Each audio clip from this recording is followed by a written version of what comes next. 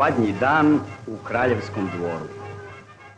U duhu narodnog običaja, visoki domaćin, njegovo veličanstvo kralj, njegovo kraljevsko visočanstvo knez namjesnik Pavle i knjeginja Olga na svečan način primili su Badnjak i Badnjačare. Njegovo veličanstvo kralj po narodnom običaju posipao je Badnjak žitom.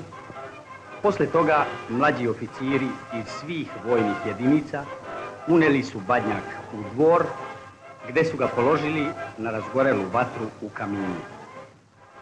Komandant Badnjaka i njegovi pratioci, koji su uzeti iz raznih vojnih jedinica, čestitali su Badnji dan njegovom veličanstvu kralju, njegovom kraljevskom visočanstvu knezu namjesniku Pavlu i njenom kraljevskom visočanstvu knjeginji Olgi. Zatim su svi Badnjačari u prisustvu visokog domaćina posluženi po narodnom običaju vrućom rakijom i vinom. Najzad su se Badnjačari na čelu sa komandantom Badnjaka oprostili od domaćina i vratili se povorci, koja je noseći Badnjake prodefilovala pored njegovog veličanstva kralja, njegovog kraljevskog visočanstva kneza namjesnika Pavla i njenog kraljevskog visočanstva knjeginje Olge.